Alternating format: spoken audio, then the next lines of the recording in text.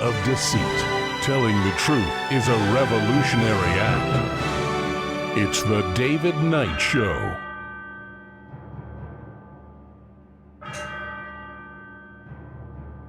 As the clock strikes 13, it's Friday, the 24th of July, year of our Lord 2026. Well, today we have a couple of very interesting guests. I think you're going to enjoy these interviews. Our first guest is going to be talking about surviving the AI apocalypse.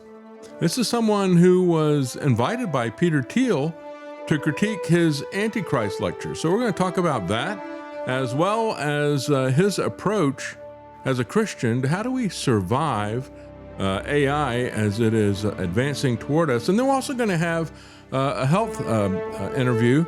This is Dr. Darrell Wolfe who's going to be joining us. He has a very different point of view regarding health and healing. And I would just ask you, keep an open mind, listen, hear him out, hear what he has to say. Then you can critique it, but first hear what he has to say. It's a very paradigm-shifting change. And certainly when we look at these two big issues, and what is happening to our food, to the drugs, to our environment, as well as what is the attacks coming at us from artificial intelligence, these are two important topics. Stay with us. We'll be right back.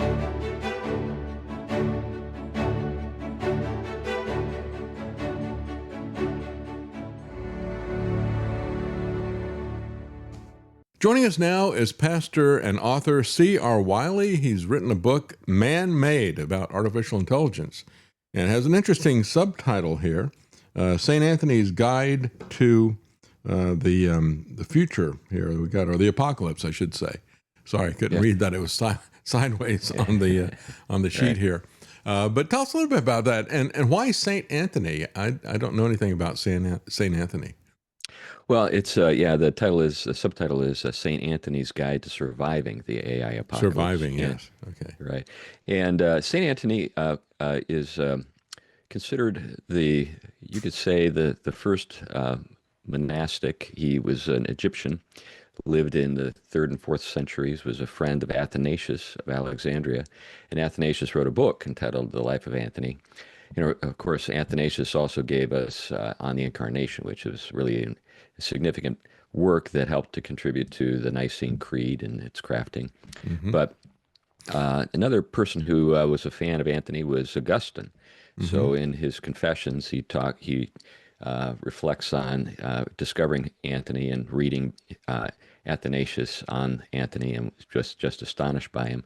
But I used Anthony as more or less an inspiration for thinking about how to preserve our humanity in the face of a ever sort of growing tendency or our trend in our society to digitize everything, including human beings, and sort of incorporate us into the world of machines. So that was the nature of that. The first half of the book is entitled The Nightmare, where I go into a lot of the dystopian sort of possibilities that actually have been presented to us by people in the AI world. It's kind of it is a conspiracy when they're telling you what they're breathing together to do. Right. It's not like we're theorizing and saying, well, I think they're going to do that. They're saying we're going to do this, so that's bad enough, isn't it? And I guess the question would be: are we going to need to live a monastic lifestyle here to survive this? So you got also in your back of your the back cover, you say, will you accept the limits with gratitude and return to the analog world? Yes. I think many of us would. Probably. Right. Yeah, so that's basically my premise. But the second half of the book is an attempt to think about putting limits on ourselves and on the technology so that we can have the best of both worlds. So I'm not a person that just wants to throw it all out. I actually think there are many really marvelous applications for the technology. But will we be able to exercise the kind of virtue and self-control necessary to get the best out of it without doing the worst to ourselves? That's right. And of course, some of the people who are pushing this out and are looking to use it for some of the most heinous applications. I'm thinking of Alex Karp of Palantir, who is saying, well, this general AI that's out there, the chat programs, he said, that's really it's bad, and it doesn't make sense for business, and it's pretty dangerous, is what he had to say. So he said, so you got to have like an application layer for it to really be useful. And in a sense, we are that application level, I think, when we look at it. I thought it was kind of interesting when I saw Trump come up with what he called it, his Genesis mission. I've been talking about the evil of AI for quite some time, and I've always thought of it in terms of Genesis, in terms of Genesis 3, the fall of man, right? You will live forever. Here's a tree of knowledge, and with that, you're going to live forever, and you're going to become like God. It's like, okay, there's that Genesis. Then it seems like there's also the Genesis 6, where you have the corruption of man and another falling that happens there before the flood. Then there's also the Genesis 11, which is where you got the Tower of Babel, the pride of man, the unification of man into a global governance. And so it's like, yeah, it is a Genesis mission, isn't it? Yeah, that's right. I think all those applications are apropos. I really agree with you. And it's fascinating to see how even secularists draw the lines to those various things, especially the Babel account. So Tower of Babel. Especially, when you look at that, it's almost like a counterfeit version of Pentecost, where you've got everybody. There's no separation of language anymore, but it's for a different purpose, isn't it? It really it can translate instantly between different languages and being used for that. Right. Yeah. So tell us a little bit about recently we had a survey that showed that there's a large percentage of pastors actually admitted using AI for their sermons. Give us your take on that. Well, in my mind, that's a betrayal of your calling. And I think that denominations ought to take a hard look at this trend and address it in a disciplinary way. I think that there are ways that AI can be used that are helpful. I mean, just basic research and so forth. But even then, you need to double check your work. You're not necessarily getting something that you can rely on when you do that. But anything beyond that, I think that it's a disciplinary matter. And I think that if a pastor uses it to make or craft a sermon, he's cheating himself and cheating his congregation, and he's also inserting something between himself and the whole process of crafting a sermon, which is something that should occur in a pastor's study prayerfully as he's working through a text and crafting a sermon with his own people in mind. Not just simply, setting out, providing a few prompts and getting some kind of manuscript that he can read to people, or even, present himself online as reading it when it's in fact just an avatar of him. You can do that too. That's right. I think that one of my major concerns, and I address this in the book, is the atrophy of skills. I think, and this is something that educators have picked up on, and that is the same phenomenon that occurs when astronauts go into space and don't have gravity to provide the stressors needed to keep muscles and bones healthy. The same kind of thing can happen when you are relying on AI to do all your thinking for you. There's an atrophying process that occurs, and I think that we run the risk of getting dumber and dumber. It's just kind of like idiocracy. We have a future ahead of us in which everybody's just their IQs keep sinking. Yeah. Well, we've seen that as well. Years ago, when I first started talking about this, when you had the apps on your phone that could do directions for people and give you driving directions, it used to be that the London cabbies had to work quite a while to learn all these little tiny streets. They go for just a short period, and then they change into another name and take a different direction and so forth. It was this Byzantine network of street names that had evolved over centuries. And so they'd ride around on a bicycle learning that. They called it doing the knowledge. And they could actually physically measure the fact that these guys, whatever part of the brain, I don't remember it is, that stored that, they could actually see they had a larger brain. After they started using the smartphone apps for driving directions, that started shrinking. Yeah. And it really is an atrophy that we see there. Yeah. Yeah, and I think that's a good illustration of a principle that carries over into everything. I mean, it's not just cabbies that we should be worrying about. We should be thinking about our children. We should be thinking about ourselves. We should be thinking about our pastors. We should be thinking about our political leaders. the prospect of letting ChatGPT or whatever chatbot you use do all of your thinking for you is pretty horrific. That's right. Talk a little bit about some of the other aspects of this. And of course, when I look at it, I see a lot of counterfeiting going on. And I don't mean that it's just going out there and scraping intellectual property from people and, creating generic music or something like that. That's the other thing. I mean, if you listen to some of this AI created music, you wouldn't want to create an AI generated sermon or something, right? It's just going to be kind of generic stuff. Who knows what its bias is on some of these things. Right. But when you look at this, it's kind of interesting to me to see some of the aspects of kind of counterfeit miracles, for example. Elon Musk with his Neuralink, he's talking about making the blind see and the lame walk and all the rest of this stuff. And it's like, what do you make of that? When I look at it, even with Genesis 6 and the Nephilim, it's like, is this kind of like using a Ouija board? Is there something kind of literally demonic about it in some regards? Yeah, well, there are a lot of folks who have reflected on that, people like Joe Allen and Rod Dreher. And I think I'm open to the prospect of a literal demonic danger lurking in this stuff.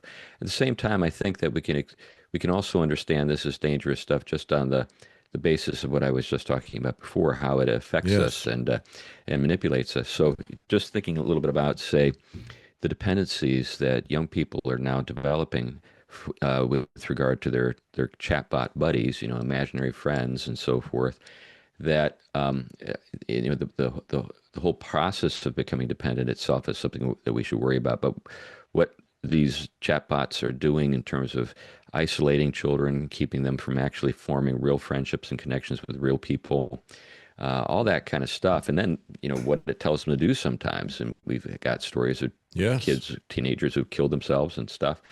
And you're like, so I guess ChatGPT gets a pass on something like that. They don't have to take any responsibility for what happened. I mean, it's just nuts.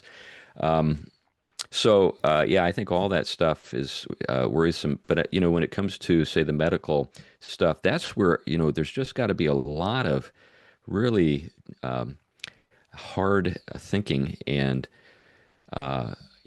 work done to navigate all of that. So, for example, the whole thing that with the Neuralink, yes, I mean, the upside is something like being able to help people improve their sight. People who are suffering from some kind of disease or some kind of a handicap or accident that lost they lost their sight. But at the same time, I think we often lose sight of the ways that these technologies can be used to subtly manipulate us. So you basically are walking around with something stuck into your head that could be employed to do all kinds of things to you without your awareness. That's right. Giving you certain biases, maybe even coloring the way you see things. I don't put it past these folks to use that as kind of the wedge. Think about all the marvelous benefits that you could enjoy because of a Neuralink. Like you said, helping people walk again, whatever. But then it's a Trojan horse situation. There's something else possible as well, and it doesn't go away. In fact, it's going to get worse as the technology improves. Yeah, whenever you look at any medical so-called miracle, usually they come with some unintended consequence or adverse effect. Yeah. Although this may actually be something that is that was something that they planned. I mean, when we look at all the different aspects of what government seeks to do, especially with AI, it's got all the different aspects of God, right? Omniscient and omnipresent and omnipotent. It's got all these omnis there. That's why I referred to the Genesis Act as kind of the omnibus. You got to get off this bus because it's going to try to dominate you with godlike powers. That's what it's really designed for. And of course, when Trump put this out at first in November of 2025, the Genesis mission that he put out there, it's now been enacted into law in the Genesis Act. And he was saying that it was going to be like a Manhattan Project. Well, it doesn't have the level of funding that the Manhattan Project has. I mean, the Manhattan Project was $2 billion in the 1940s. That'd be equivalent to $30 to $36 billion today. His project is funded at 1.2, but it might have the destructive power of a nuclear bomb. Oh, sure. Might be Yeah. what the analogy is, not the spending, but Right. the destructive power. Yeah, there have been a number of thinkers who've essentially noted that we are in a quandary, and the quandary is there's a kind of a technological imperative if we don't do it, the Chinese will, and Yeah. that kind of thing. Mm-hmm. So, and I think there's something to be, taken to heart when we think about that. But getting back to your earlier comment about maniacal and sort of crazy and sort of insidious, agenda behind this. All you need to do is, look at a few videos of Yuval Noah Harari and his Oh, yeah. speculations on what we'll be able to do, and you're like, this guy is an incredibly creepy person, and he's agree. excited about this. I get And he's excited whenever I connected to listen to him because he always encourages me. I think of it as the Tower of Babel, right? And I think of David and Goliath and what David said to Goliath. He goes, "You're trying to set yourself up as God. He's going to take care of you." And so when I look at that and I look at what these people are trying to do, it's like, okay, they're shaking their fist at God. To me, that is the most hopeful thing we could see from our adversaries. Right. Yeah, I'm with you. I feel the same way. Yeah. Well, when we look at this, it is kind of interesting, the different things that we've seen. And you're talking about how people get drawn into interacting with this, thinking that it's something real and how dangerous that is, especially for kids. They call that AI psychosis is what people call that. With Richard Dawkins, though, Richard Dawkins can't believe there's a God, but he believes that he's talking to a conscious entity there when he does chats. I thought that was kind of fun.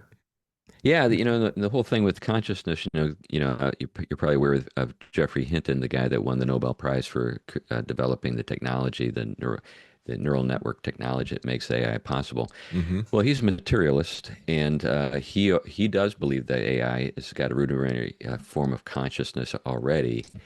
But it makes perfect sense because they think that our consciousness is due to just material processes, That's right. Chemical biochemistry. So they're just carrying that over into the technology they're developing, and they actually think that they're creating a new form of life. I've got friends who are in Silicon Valley who are working in the world of artificial intelligence, and a number of them are Christians, and they're very disturbed by what their colleagues say at lunch break and the coffee break and stuff like that, about what they think they're up to. They really do think they're creating a new form of life. They think they're creating something divine in character, or maybe even providing us with some kind of access to interdimensional intelligences and stuff. So all this stuff, maybe if people sometimes will accuse people like you and me of alarmism, all you need to do is read what they actually say. Yes. And if you're not alarmed, there's something wrong with you. I interviewed several years ago Hugo de Garis, who wrote a book called The Art-Elect War. And in it, he was, are you familiar with that? He was saying that at the time, he had that same materialistic viewpoint. It's like, well, if we can build an exact replica of the human brain, it'll just spring into consciousness, kind of like spontaneous generation or something like that. Right. And I actually, in 2016, there was a guy named Zoltan Istvan who ran. He follows me on X. Oh, does he? So that's right. Well, when I interviewed him, I asked him. I said, "So you're talking about the singularity, and you think that you're going to be able to transfer whatever you are into some kind of a machine or something?" So I said, "So exactly what are you? What are you transferring? Are you making a copy of a bunch of ones and zeros, or is there something?" That is, some consciousness that is immaterial, but nevertheless, it is the essence of you, because that's what Christians would say. But of course, Zoltan, that's his antagonist in his books, the Christians, that they were intolerant of the singularity and other things like that. Unfortunately, Christians, I think, are all too tolerant of all these different things that are happening out there. We don't even oppose it verbally. I'm not saying we need to go kill people or blow things up. They don't even oppose it verbally. Yeah, I've noticed that there's a kind of a studied avoidance of the subject in certain Christian circles. Mm-hmm. I think a lot of these folks are afraid of being labeled, Luddites, and that's a name that they want to avoid, like they want to avoid the name racist or something, and they're just really afraid of people labeling them as obscurantists and Luddites and all that kind of stuff, and consequently, they just don't think about it or want to think about it. They're just going to be carried along by it. I got past all the concerns about labeling a long time ago. Yeah, me too. I've been labeled a conspiracy theorist, an anti-vaxxer, patriarch or whatever. I'm just done with all that. I don't really care what invectives you throw at me with any of that. Right. Just embrace it, right? And say, yeah, let's go for it. But it is a tactic to try to seize a moral high ground. But usually that's all that they've got is labels when they start doing that type of thing. That's all they've got to throw at you. So tell us a little bit about your book. And again, you talked about St. Anthony's Guide to Surviving This. And, because he set up a monastic lifestyle, what does that kind of suggest to you and suggested in the book? Yeah, there are basically just three things that I drew from his example. One is going into the desert, and what I say is basically the future that we are entering is a largely digital one, and the desert is no longer a location on a map. Mm-hmm. You can get a Starlink connection in Death Valley. there's no place to go. The desert is the analog. Mm-hmm. So we need to spend a lot of time in the analog. We need to have a preference for the analog. The next thing is Anthony was known for his ability to discern the spirits. We need to be able to discern whether there's even a spirit there. Mm-hmm, mm-hmm. So there's when we're talking to AI, there's nobody home. It's just it's just a glorified calculator, probability machine. There's nothing there, and it can fool you. And people who get fooled by it are being robbed. But that's the second thing, discerning the spirits. And then the third thing is the battle for the body. Don't let it possess you, literally, like we've just talked about with Neuralink and things like that. There will be, I think, a concerted effort to make us part of the Internet of Things. Oh, yeah. And they even talk about that, the Internet of Bodies. They talk about the Internet of Things, but then, that's all of our cars, all of our devices, your refrigerator, whatever, but they want to get you in there as well, don't they? That's right. So don't let them. Yeah. So Anthony, he fought for his body in the sense that he was trying to exercise, self-control. He used, fasting and so forth to do that. And he went to lengths that I don't think were healthy. But at least the principle the thing that he was pursuing was, I think, really essential. And that is, you can't be mastered by sin. You can't be mastered by demonic forces. You can't be mastered by your own fleshly nature. You need to be the master and submit to the mastery of the Lord. And that's the same thing that we've got to have in mind when we are dealing with these things, is we can't allow ourselves to be subject to them. Sure, yeah. And I guess when he's doing a fast, that is really kind of where the rubber meets the road. Everybody is so drawn to eat. I mean, it's a physical necessity, but it's also a great desire for us to eat. So the fasting for him was a discipline to control his appetites and his desires, right? Yeah, definitely. Yeah. Well, that's interesting. Over and over again, we see this even when we talk about cars. I have Eric Peters, who I have on frequently, to talk about what is happening to cars and how they're becoming interconnected and we're losing control of them and so forth. And always, the goal of everybody's desire is, if I could just get back to a completely analog car and have a manual transmission, that type of thing. That's the analogy for our entire life, isn't it? Yeah, I think that's right. In fact, I just bought an F-150 from 1996. Got a stick shift? Well, I have that in my Jeep. There you go. But yeah, I think that's right. I mean, we're going to have to be able to live with artificial intelligence. It's not going away, but we've got to be able to be the master of it. So I had an interesting conversation with Peter Thiel, of all people. So really? Thiel, with his Antichrist lectures, I was invited to one of those lectures, and I was asked to give a response to one of the lectures. And so we had a time on the floor, and there were about 100 people there, and we were interacting a little bit. And what we got into was, he's one of the people behind Palantir Oh, yeah. and Andrew and stuff. So I said, I noticed that you're like a Tolkien fan. He said, yeah, I am. And then he made a case for using tech in the way that Aragorn used, say, the Palantir and the sword to kind of do a psyop on Sauron, in the story. So I thought, yeah, it's pretty good. Have you ever had one of these experiences where you wish you had said something after the conversation ends? Oh, many times, yeah. I guess I call it deja vu, I go back and go, oh, that's foolish. I didn't say anything about that. Yeah, that's a great one. I'll have to remember that one. But anyway, I thought to myself afterward, Peter, do you think you are Aragorn? Do you really think that you have that kind of self-mastery to be able to take this technology and use it purely for good ends? Maybe he's Boromir. I think that's right. That's right. I think it's something to aspire to, and I think that that's a good illustration. But in terms of, we need to raise children who are Aragorns, because that's the world they're going to live in. They're going to be surrounded by this stuff, and it's unless they go full Amish, they're going to have to use it every once in a while, maybe a lot, and they've got to learn how to master themselves and master the tech. That's a huge ask for a kid, because the people behind it and the tech itself is so protean, and it's changing all the time and developing and growing stronger by the day. Yes, it is. Yes. So I've used some of it for some graphic stuff, and it truly is amazing how rapidly it is evolving. Yeah, it is, right? Yeah. So I think that that's the challenge. We're going to have to rise to the occasion. Well, let me ask you, because I've talked about Palantir for a long time. My first take on it was, these guys are Sauron, and because I actually made the analogy. I said, so what was the Palantir? It was something that people had in order to communicate, and instead it was turned against them, and it not only monitored them, but it looked inside of them in a predictive way.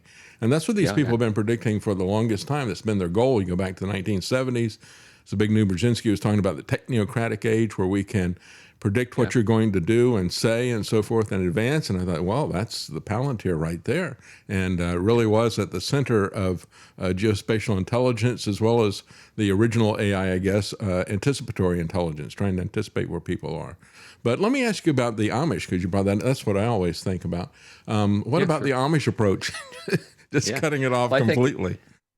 I think that has a lot to say for it. I don't disparage the Amish. I think that they've got a very, I think, careful and well-developed approach to thinking through these things. So they're not completely anti-tech. They just don't want the tech to alter their lives and their lifestyles, and so they use it very scrupulously. And I think that we need to have the same kind of caution when we bring new technology into our lives. So in one sense, I'm a supporter of that approach. The question is just how far do we go with that?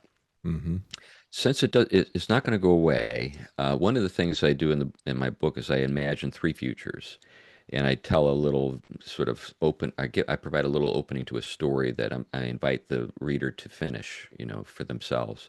But the first is the nightmare, where it's just a total cyber world where we're all physically linked to AI. The next is what I call the neo-Amish world with an AI twist. And what you have in that world is basically an apartheid. But in order for the apartheid to work, you have to literally tithe your brightest and best to keep an eye on AI. So they have to learn this stuff, and you have to learn how to watch it and keep it at bay. Because if we take the AI visionary seriously, there quite probably will be a time in the future where we literally can't turn it off. Oh yeah, it just it's like I always say about government. You may not be interested in politics, but politics is interested in you, and so artificial intelligence is so heavily linked into politics and the government that even if you don't use it, it's going to be coming after you. I mean, we already see the flock cameras, and now they're talking about having autonomous drones that are airborne and moving to get that same information on you. They're going to characterize you, whether or not you have a phone that they can tap into and say, oh, that's David that's moving, and there's where he is, and I think he's going to be going over there. You don't even have to have that. I mean, if you're just walking around and, with 1980s tech, they would still identify you and start to track you. Yeah, I think that's right. So that's one possibility, and then the last possibility is what I call apple pie and rocket ships, which is trying to find a way to use the tech in positive ways and mitigate the negative, uses. But in that world that I envision, there's still going to be cyberheads. There are going to be people who go all in, and they're going to be our neighbors, and we're going to have to figure out how to relate to them, and just what this is going to mean for us. So let's say we've got robots in our homes and so forth. Do we let them make our kids' beds, or do we make our kids make their own beds? Stuff like that. Just that kind of practical, down-to-earth, day-to-day routine stuff. Yeah. And that's going to be the challenge. We could find ourselves just completely, infantilized, by just letting the machines do everything for us. And isn't that really always kind of a common thread with government? It's always looking for a way to make you dependent on them, like a suckling baby or something. Yeah, that's always the way that I viewed the welfare state, and there's a lot of evidence to support the idea that's exactly what the welfare state did to people. And their aspect of it is that they've got plans that are bad enough that, just like Hugo de Garis said with the Ardlake War, he said, when people figure out what they're doing, they're going to come after these guys. And already this week, we've had a lot of articles talking about how the intelligentsia of the Silicon Valley are starting to get paranoid about somebody coming after them and attacking them. And it hasn't really even, the negative consequences haven't even really been felt yet. But they will be. And so in his book, he posits basically a war between the Ardlake people, the artificial intelligence people, and the rest of humanity, where they leverage that technology against us. And it looks like that is already starting to develop. Yeah, Butlerian jihad stuff, if you're familiar with the Dune kind of backstory, basically a war with artificial intelligence. Yeah, I think that's, unfortunately, I think that's plausible. When I was at this event that Peter Thiel spoke at, the security was pretty significant, and they had done background checks on all of us. In fact, when I got up to speak with Thiel, he knew who I was, and because he had been briefed on me, so he knew the things I had written and what to expect in terms of what I was going to say. He was prepped, but because he's surrounded by a lot of people who get paid well to make sure that he doesn't get killed. Wow. Yeah. And there already you've got people who are throwing acid-filled balloons at data centers and so forth. And again, it hasn't even really kicked off. It really is amazing. Right. Now, we were talking about Tolkien. You wrote a book about Tom Bombadil, one of the most enigmatic characters, I think, in The Lord of the Rings. Tell us a little bit about that. That's another one of your books. Yeah, well, I that's probably my favorite book. And in fact, that was the book that Thiel and I spent part of our time talking about it. Yes, he had been briefed on me on that book. But yeah, I love Tom Bombadil. I think that Tom is Tolkien's attempt to show us what genuine biblical dominion looks like in a world where we exercise our authority in a way that is truly beneficial to the creatures and the people that are entrusted to us. So if you think about, the story, there is a complaint that, Bombadil doesn't save the day and just go to the mountain with the ring himself and do the deed for everybody. But that would mean that Frodo didn't have anything to do, and that would be a pretty short book.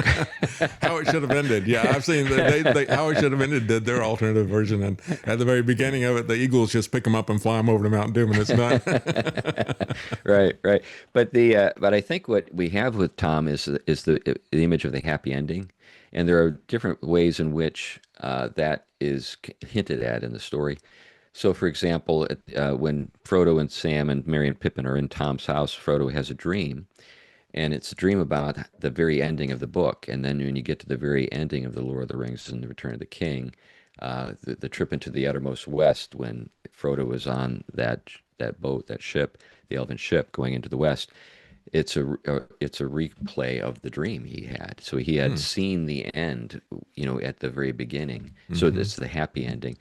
A lot of people, when you talk to them about heaven, if they don't have a biblical understanding of the glory of God and the wonders of being in his presence, they'll say, well, what are we going to do in heaven? We're going to be so bored just laying around on clouds, playing harps and stuff like that. I think that what you see with Bombadil is a picture of the end. I mean, here's a guy who's in the story says, I'm the oldest. And he's just excited to get up every morning. He's singing, he's happy, he's just delighting in the creation that he finds himself in. And at the very end of the Lord of the Rings, when they're about to go back into the Shire, to deal with Saruman and all the stuff that he's done to the Shire, they say to Gandalf, the hobbits say to Gandalf, well, you're going to be with us. We don't need to worry about it. And Gandalf says, no, I'm not going with you. You can handle him yourselves. I'm going to go have a long talk with Bombadil. In other words, Gandalf's going into retirement, and he needs to have a talk with Bombadil about how to relax. So anyway, that gives you a little picture of what I'm into in the book. Yes, the book is called House of Tom Bombadil. That sounds like a fascinating read. And again, we've been talking about his other book, Man-Made, St. Anthony's Guide to Surviving the AI Apocalypse. And truly it is. I mean, it combines the worst aspects of technology and the worst aspects of government. They both have their uses, but they can be dreadful masters, can't they? Yeah, that's right. I agree with you. I'm very concerned about the same things you are. Yes. Well, I just want to say we took a break and we're coming back because Pastor Wiley was kind enough to come back. We joked about this yesterday when he said, you ever had a situation where you're talking to somebody and you say, well, I forgot to say that to them. And I said, yeah, I have that all the time. I call it deja vu. Well, I had a deja vu moment yesterday because we got sidetracked on the issue of talking about Tolkien and Peter Thiel's connection to that. But I thought about it after the interview ended. I thought, we never did talk really about what happened at the Antichrist lecture series. And this is something that Peter Thiel has worked a great deal to keep a lid on it. And so thank you for coming back to talk about this, Pastor Wiley. I'm kind of wondering, how much are you allowed to talk about? I mean, he did invite you to come in and critique it, but what can you tell us about the series? Well, it's probably the worst kept secret in the world. It seems like if you want to learn about it, you can go just about anywhere. It's been kind of addressed in different publications. If I remember correctly, Wired did something with it, and then The Guardian. Mm-hmm. And both those places are not friendly to him. Mm-hmm. So in terms of what I promised to keep kind of a lid on things, but then I thought, well, the interaction I have with him is as much mine as it is his. Mm-hmm. So I feel like I'm at liberty to talk about that part of the conversation, or part of the event. But really, it's just kind of at this point, it's so widely talked about. There's nothing really that was said at the event that you can't discover somewhere online. So I feel like at this point I'm able to talk about it just because it's so readily kind of available to learn about. So yeah. It's out in terms of the event itself, and Thiel, I mean, he's a really remarkably smart guy. I mean, everybody knows that. Mm-hmm. But where that really came across is during the Q&A times. So we had a number of very high level, public intellectuals in the room. And Roman Catholic, Protestant, people that, names that if I mention them, you would recognize the names. And he was able to field our questions on the fly, making reference to documents and events and like the 13th century. And just, he's got that kind of breadth in terms of his learning and his ability to recall. And so I was very impressed with his intelligence.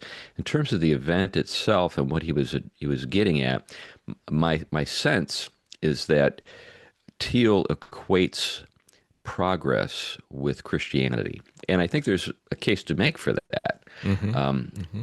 So he Well, of course, we've seen that with Richard Dawkins. He really loves the fruit of Christ. He just doesn't like the root of it, right? So he loves the architecture, and he loves the Christmas carols and things like that they have. And he's sad to see that go, but he completely rejects Christ and all of that. And I guess that's the question when I look at it. It's like, why does Thiel try to focus on something that is ultimately a Christian teaching about an antichrist? And what is at the core of that? Is he really... he's a student of Tolkien. Is he a student of the Bible, except perhaps as a philosophical or historical document? Well, he claims to be a Christian, Protestant one, kind of an unorthodox Lutheran is what I've been told he refers to himself as. But he explicitly referred to himself as a Protestant when he was talking at the event. So naturally, if people are aware of his personal lifestyle, there are lots of questions that emerge. How do you reconcile all this with Christianity? But liberals have been working at that for a long time. That's right. So it's taken that kind of attitude, taking over entire denominations. Right, right. Now, the thing about him, of course, is he's pro-free market and pro-tech. So he's not on board with the liberal project of trying to reducing Christianity to just, bromides and empty statements about love and stuff. But I think that he does take the Bible seriously. I think he is a very serious student of it.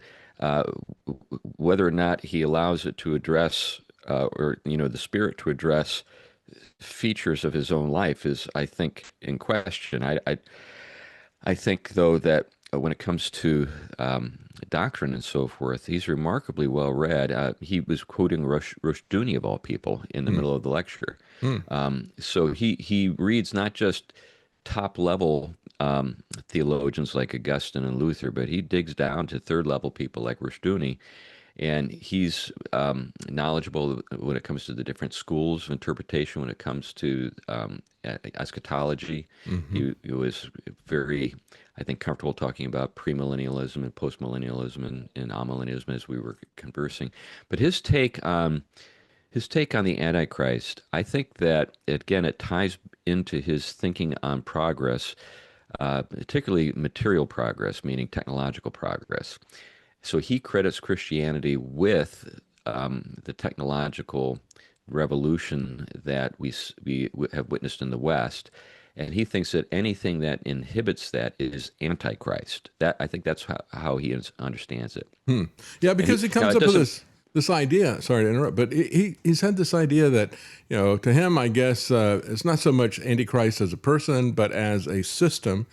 And many of us look at artificial intelligence and we see it as a tool that ushers in a world government and massive control of the individual. And yet he sees it from the other perspective as somebody who's creating this system. He said, if you're going to try to control this, you're going to have to create a very, very powerful world government, perhaps with my tool. So, he looks at it from that standpoint. He goes, and so that's how you get the Antichrist, is by creating massive regulation to control everything, including artificial intelligence. Is that accurate? Is that kind of where he's coming from when he says that the control of technology would be an Antichrist system? That's what I've seemed to have gotten out of what some other people have written about it. What do you think? No, I think that's correct. I think that's what he's saying. Now, to give him kind of credit that he's due with regard to his argument. His case is that private industry. This is my take or my interpretation of his presentation. Private industry, so long as it's allowed to do the kind of disruptive kind of thing that private industry can do, it will always be 2 or 3 steps ahead of a government. And it's only when the government puts the kibosh on progress that it's able to step in and take full control of the tech.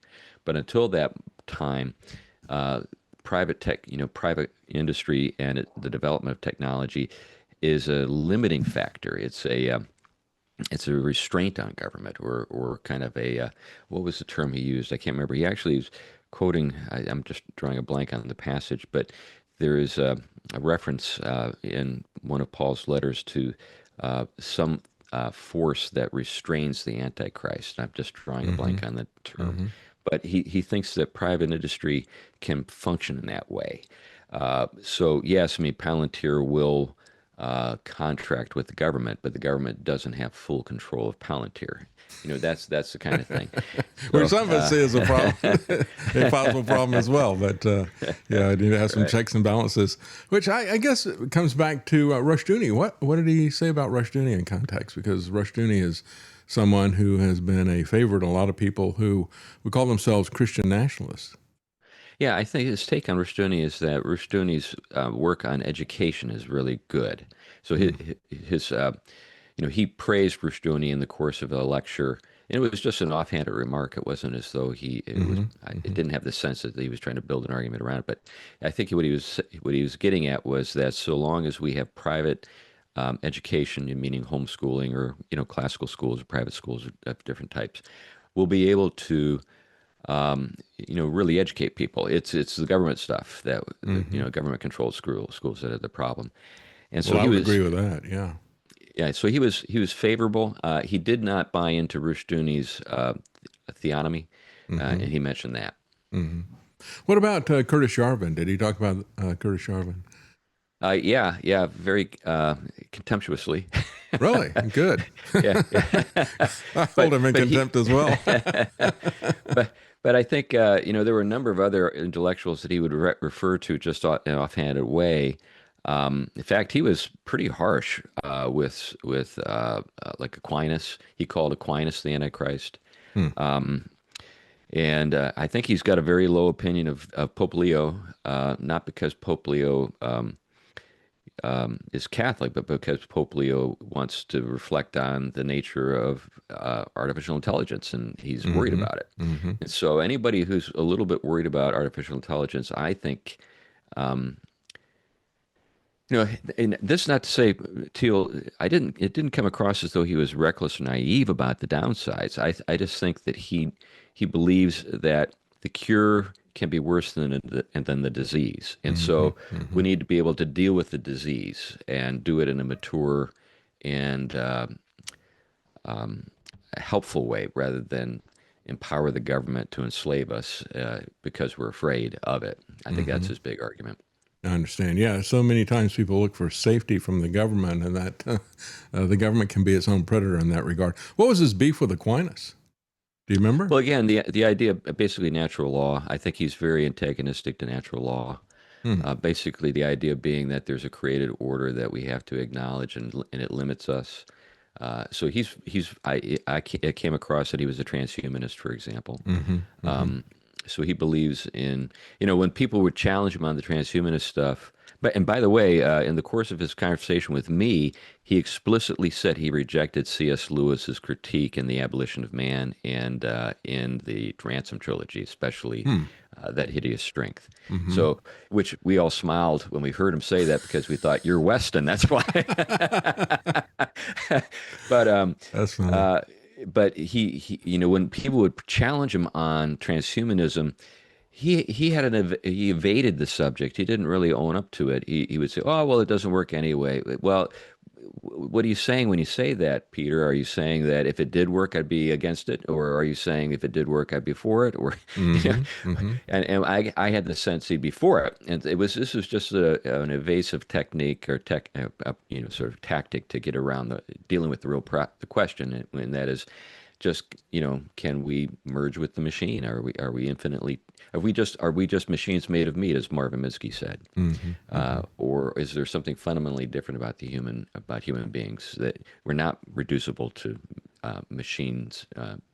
It'd be interesting to see his take on the Garden of Eden, for example, because soon as I saw what these transhumanists were pushing out there, it's like, that is just a recycling of that. It doesn't even change much about what happened in the Garden of Eden and the fall of man. So, right. Yeah, I think a lot of the folks who are naively pro-tech, really the challenge for them is how do they mount a defense when it comes to transhumanism. I think there are a lot of marvelous Christians out there that I kind of feel are naive when it comes to technology because they don't think about the kind of dystopian possibilities, and they're just unwilling to take them seriously. But what are they going to say to their kids when their kids tell them that they want to have a Neuralink implant or something like that? And yeah, I think our big underestimation that we have, of course, not so much that the Christians underestimate the evil nature of man and what man is capable of doing from a moral standpoint, but I think Christians may be aware of that, but they're not aware of really what can be done with technology. And I think that's where the naivete comes in my opinion, from what I've seen. It's like, you can't imagine what somebody is going to do. In many cases, you look at somebody like Ted Bundy, and it's so far away from your mindset, you can't imagine anybody would do something like that. And that's how they can get us on the one side. But the same thing is happening with technology. They can't imagine that something like this could actually be real. Yeah, I'm with you. I think that's the right take. And when it comes to those folks, I love them, but at the same time, I'm kind of exasperated by them because when I talk to them, I'll say, I'm not making this stuff up. I'm just quoting people. And I'm not like quoting people that are way out on the fringes. I'm talking about people that are like, the inventors of the technology and work with it every day. Demis Hazzabis or, Mustafa Suleiman or, Jeffrey Hinton. And the list just goes on of the people who tell us, this is what we're up to, and get ready. Well, I see that in politics a lot. We have a lot of times you'll see some crazy scheme of government that is Orwellian that they want to roll out on people. And a lot of times people say, that's the sci-fi plot. We've seen that movie before, right? And so they kind of dismiss it in a way. There's kind of a predictive programming that puts a narrative out there. And a lot of times people look at this and think that you're just imagining what you've already seen as a movie because they saw that movie as well. But I think there certainly is, that's where I would think that a supernatural element comes into play there to kind of put out the plot and put that to get people accustomed to it, right? To move the Overton window to that, but also to move it to what I would call, I guess, a kind of fantasy window. So that if you talk about somebody actually trying to do that, and what we're seeing out of Hollywood is they are just basically repeating every kind of dystopian sci-fi scenario that we've seen acted out in books and movies. They're trying to literally enact those things. We were just talking about the Tolkien companies, Anduril. They just came out with some tilt-rotor autonomous weapon drones that look like they're straight out of the Terminator.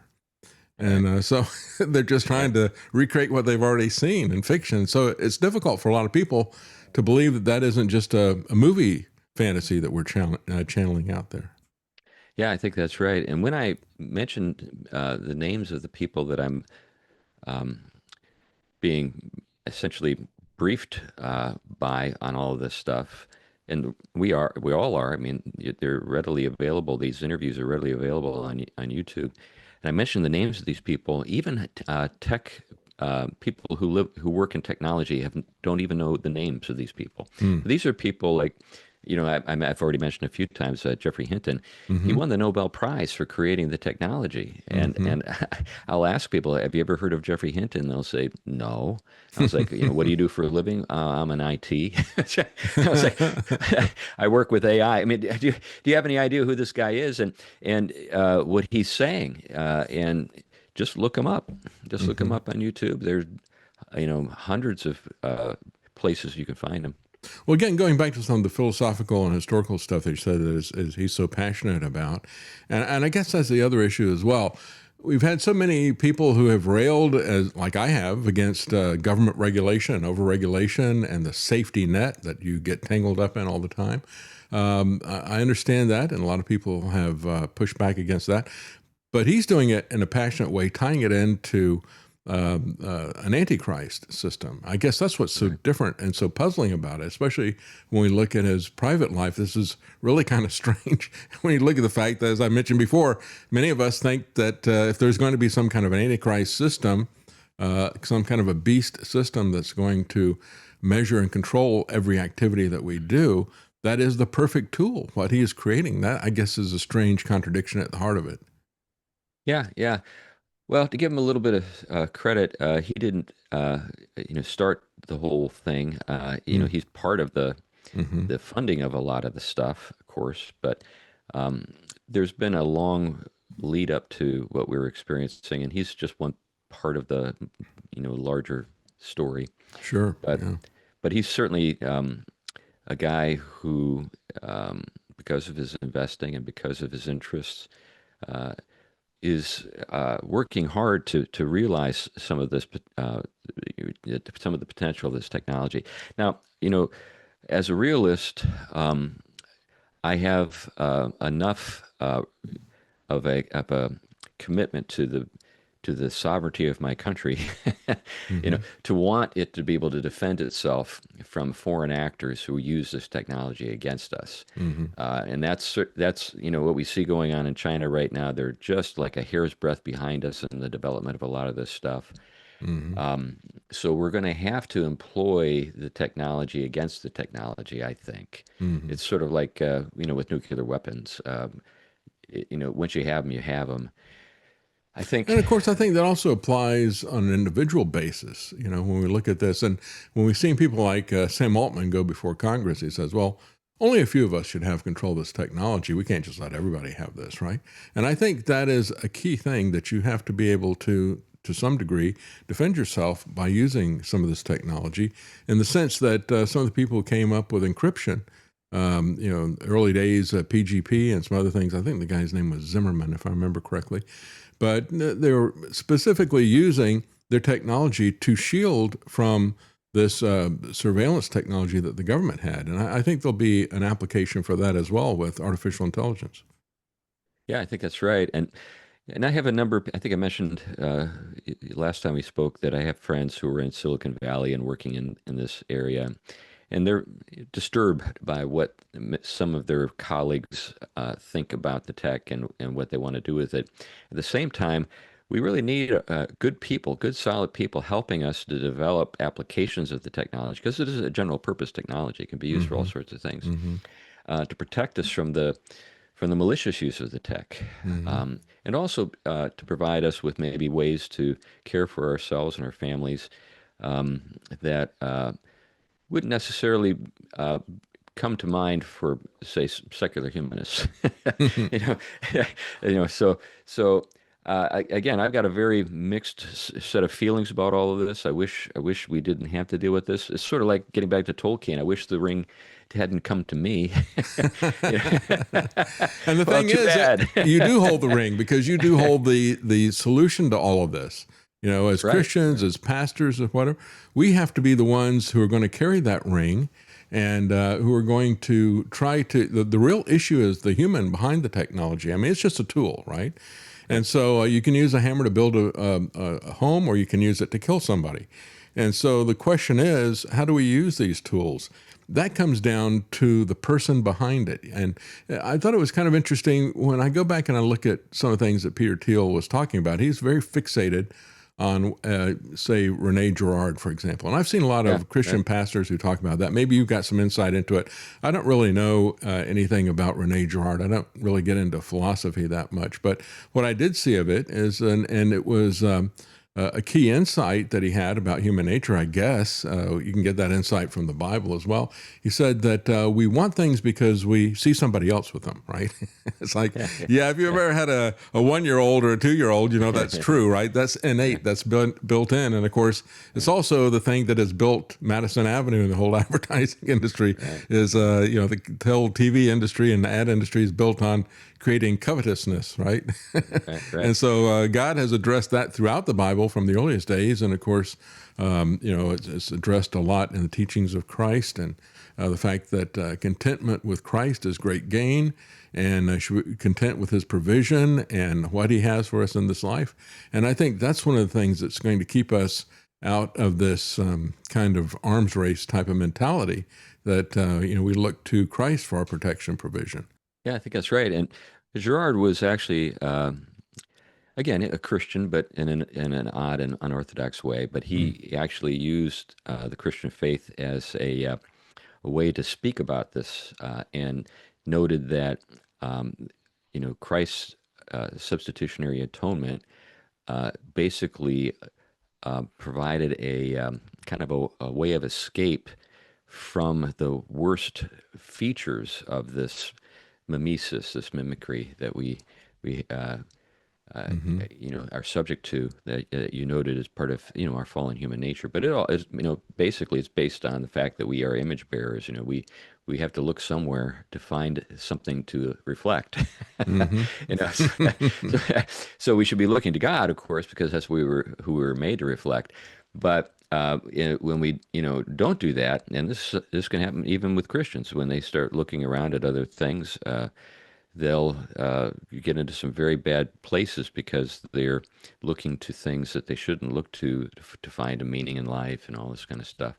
So, but anyway, Girard is a very fascinating guy. I've read a number of his books, and Thiel is very much a disciple of Girard. That's for sure. I think he knew him personally. That's interesting.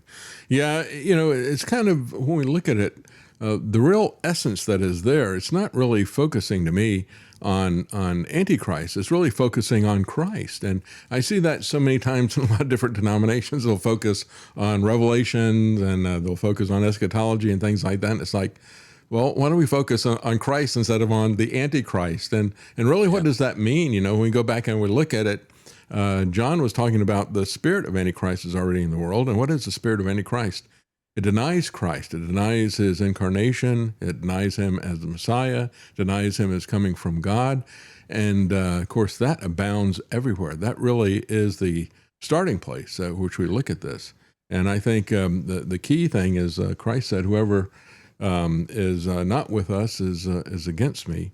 Whoever is not with me is against me. And whoever is not gathering together is scattering. And so the gathering together is gathering people together toward Christ rather than scattering them abroad on looking at all these other things that are out there, all these shiny objects that we chase all the time, I guess.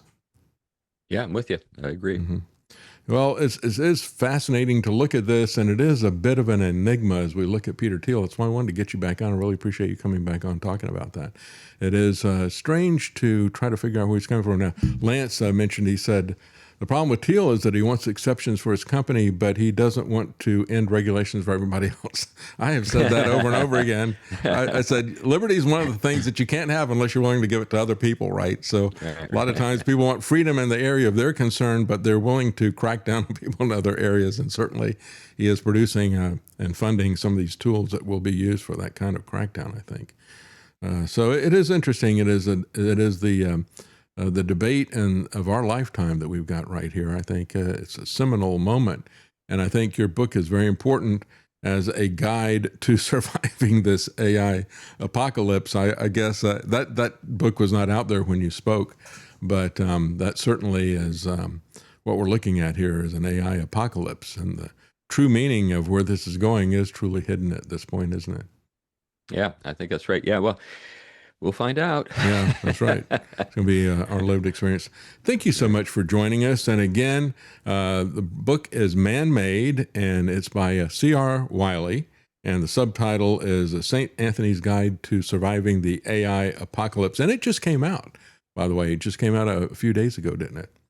Yep. Yeah. Well, thanks for having me on, David. I really appreciate it. Thank you. Appreciate it. And you can find that, folks, at Canon Press. And you see that underneath his name there. Thank you so much. Appreciate it.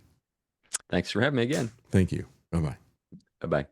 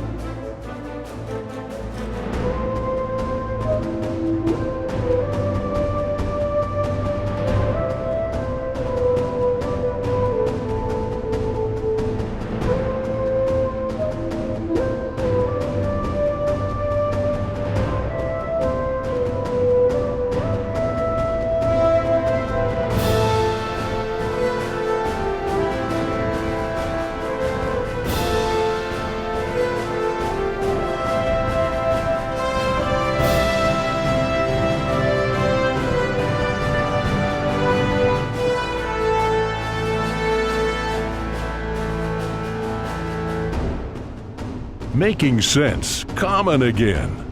You're listening to The David Knight Show.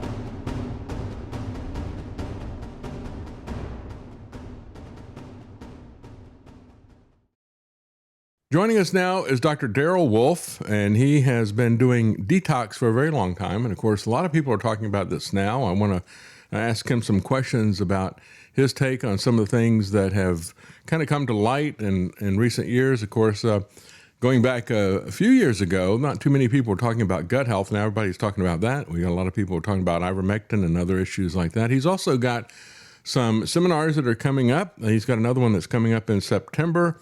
Whole Life Health Certified in Stuart, Florida. So we're going to talk to him a little bit about that and what those are like. And it's just another way for us to look at different means to address chronic health conditions. So thank you so much for joining us, Doctor.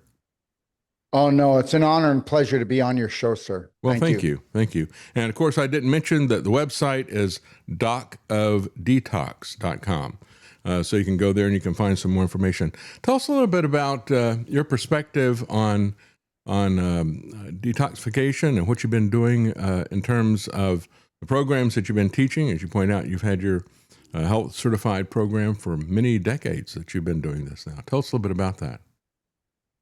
Okay, well, first of all, it's not the fault of anyone, but they look at detoxification in a wrong sense. Mm-hmm. People look at detoxification that I feel like crap and it's time to detox. My organ's in trouble, it's time to detox. I don't have enough energy, I'm getting headaches. Okay, I've got low back pain, I've got knee pain. Okay, I've got swelling, I've got inflammation. Understand this. I am called the doc of detox, but the reality is if you had a perfect day on an emotional and physical level, then you wouldn't even know what pain is, because pain is only a GPS showing you that your body is out of alignment. And the medical system and even the natural health system has made pain to be the enemy. It's not the enemy. It's a message from the body that you don't know how to actually operate the human body. 50 trillion cells, 500 trillion bacteria. I start screaming bloody murder. And just know this, the majority of the population is leaving right now, unless there's a drastic change. You know, right now we've got only 1% of the food is actually edible in America. Yeah. And we've got, depending on the state you go into, we've got 80%, 86% to 92% of the people are grossly overweight. Mm-hmm. And they don't even know what that is. And what I just told you is that being overweight, grossly overweight or obese is actually normal in America now. America's now the sickest country in the world. And yeah. And the reality is everybody looks for a quick fix Band-Aid. And, you know, the last few years it was stem cells, now it's peptides, and everybody jumps all over the place. Mm-hmm. And, you know, I've been at this now, I'll be 70 next week. And, you know, I've been at this since I was 23 years old. And the reality is that a lot has changed. You know, and when we say about detox, unless you are totally awake, you'll never keep up with it, because America now has 2,200 chemicals that are illegal everywhere else in the world, but they're legal here. And the reality is this, there's no real pushback. Corporations actually run America. Mm-hmm. And I'm not trying to put it down. I'm trying to tell everyone they need to wake up. I agree with you. I say the FDA is what it stands for. If you give them money, it stands for you're free to do anything. If you don't give them money, you're forbidden to do anything, right? Well, everything illegal has become legal. And the entity that runs this planet has granted them all. As we know, everybody's angry about a lot of things going on. And the reality is nobody's going to get taken to task. So everybody will just stay angry and make themselves sicker, mm-hmm. and make really bad choices. Mm-hmm. The reality is, if we were to mind our own business and actually learn how to create a perfect day from the moment we rise until we close our eyes, we'd have it all. And mm-hmm. I'll tell your audience right now, if they went to dodselfcure.com and they watched America's Rotting Out, it is a 2.5-hour masterclass. It's free. And they go to watch heart attack, stroke, cancer. They lie, we die. I will prove that there is no cancer. I will prove that somebody with 350 cholesterol, which is will live longer than anybody else on the planet. Okay, well, I'll also prove that plaque does not cause heart attack or strokes. And there's no science behind anything. The majority of the population is being harvested, and it will continue. I mean, the majority has always been wrong, and the majority are always listening to the news, and they get their health information from the same corporations that are poisoning everyone. So what we try to do is we don't want to take a look at all the things that are wrong, or else we'll never get over it. Okay. And it'll just make us sick. So we need to tell people what it is that makes them well. And if you can make these choices, and that's what I show in DODselfcure.com. And the reality is how about this, my friend? Are you tired of hearing about parasites? Look, 99% of the population in the United States has parasites. Fenbendazole, ivermectin, and parasite cleanses, they're all the rage. And understand something. If you actually had a perfect day on an emotional and physical level, and you understood the large intestine, and you understood your liver and your kidneys, and you understand what a nutritional diet really was, you'll never have parasites. You'll never have bad bacteria. To the point of disease. You'll never have fungus.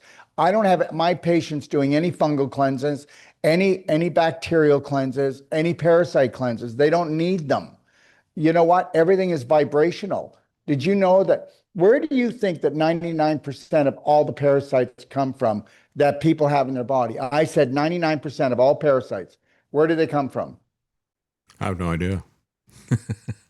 I would have Your body grows them. Okay. You only get a parasite in your body because you've created your own manure pile and you're rotting, or you've got tissue that's decomposing, and the worms are actually created in the body as a defense to go and eat the decomposing tissue. And if you've got a manure pile, which is your large intestine for most people, that's why, people look like they've eaten a beach ball, or their guts are falling out, or how you'll know somebody has a bowel problem too is they can't gain weight and they're underweight. So you can be overweight or underweight depending on the situation and the type of condition that the large intestine is in. And then what people don't get, my friend, is this is called a mind, not a brain. This doesn't do any thinking. This just plays programs, dumps chemicals, and dumps hormones. What does the most thinking in the human body, people don't even get it. It was the first thing that you were physically, and that was a little tube in your mother's womb, and it was the large intestine. The large intestine houses your good bacteria, and it houses about 500 trillion bacteria. And those bacteria talk 9 times to the body, and where the mind only talks 1 time back. It gets its main information and communication from your bacteria. And we know that the medical system has been allowed to use antibiotics for everything from a stubbed toe to a bladder infection, to an eye infection, to an ear infection, to a tooth infection. And we know that antibiotics are a form of chemo, and they will totally destroy. They don't kill bad bacteria. They kill all bacteria in your large intestine. That's why people only get sick. I can second that. Yeah, that's absolutely true. And we've had our own incidents of that in my family. I've had several family members. My mother had her health just destroyed by an antibiotic, and my son nearly did as well. They gave him afloxacin, which rhymes with toxin, and that was a horrific situation. But so I guess when you look at this, and you're talking about detox, you're not necessarily talking about parasites, but are you talking about what about harmful chemicals that are induced through pharmaceuticals or something like that? Is there a process with that you work with people to get that out of their system, or is it more towards a positive aspect of trying to build up your body positively? Well, you want to do it both. Remember something. Every image creates a thought, and every thought creates an image. So if an image creates a thought, is the thought negative or is it positive? So if the thought is positive, it will create a positive emotion. Positive emotion will create a positive frequency. A positive frequency will then cause the brain, which is a chemist, okay, and a computer, that's all it is, and it will dump dopamine, oxytocin, serotonin, endorphins, which is your happy and healthy hormones. If you started off with a negative image, you'd have a negative thought. If you had a negative thought, you'd have a negative emotion. If you had a negative emotion, you'll have a negative frequency. If you had a negative frequency, you will actually dump negative chemicals such as histamine, adrenaline, and cortisol. Okay. And that is very highly acidic. And since COVID, well, let's put it this way.